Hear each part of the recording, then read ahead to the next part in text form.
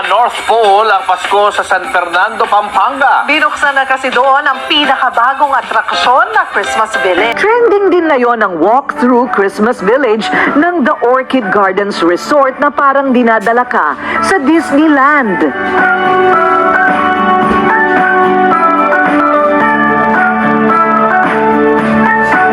Para kumpleto ang Disney experience, masasalubong ninyo dito ang mga Disney princess, sina Cinderella, Belle, at Snow White. Ang saya, di ba? Present din sina Mickey Mouse and Minnie Mouse. Mag-i-enjoy din ang mga kids sa Winter Wonderland habang naglalaro sa artificial snow. O di ba, achieve kahit walang snow sa Pinas. Lahat naman yung pinapangarap ng iba yung snow, may experience yung snow eh. Hindi na sila kailangan umalis pa. Dito lang, experience nila yon. Lalo na yung mga bata. Alam naman natin hindi lahat makaka-afford nun. Kaya yun ang naisip namin. Dalhin yung Disneyland dito. Nakakatuwa po yung mga bubbles at saka yung mga si Cinderella po. Saya, panoorin, nakakalibang. Maganda, maganda. Gustong-gusto ng mga apo ko.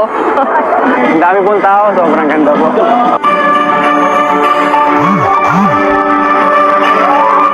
Non-stop din ang mga show hanggang alas 11 ng gabi na naghahatid ng ngiti sa mga bumibisita.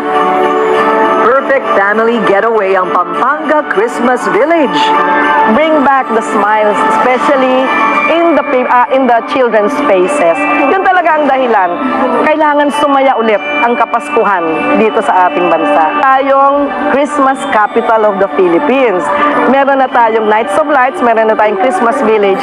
So, nire-reinforce nito yung touring sa Pampanga na Christmas capital of the Philippines. Nakaka-happy ang snow. Kaya dito sa Pampanga na tinaguri ang Christmas capital ng bansa, talaga namang nakaka-good vibes ang Winter Wonderland.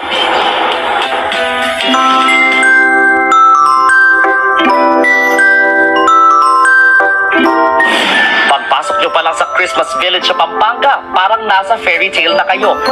Sasalubong ang mga naglalakihang candy cane. At meron pang mga nagniningning na Christmas lights. Iba't ibang mascots din ang babati sa inyo. May Disney princesses at may Avengers. Pero ang highlight ng pasyalan, ang mala North Pole na snow. Dito sa Pilipinas, medyo mainit.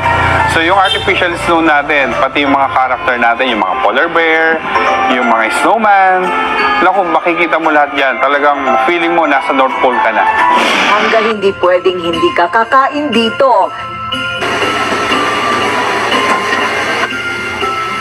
Kilalang culinary capital ang probinsya dahil sa mga masasarap na Kapampangan delicacy. Manyaman talaga!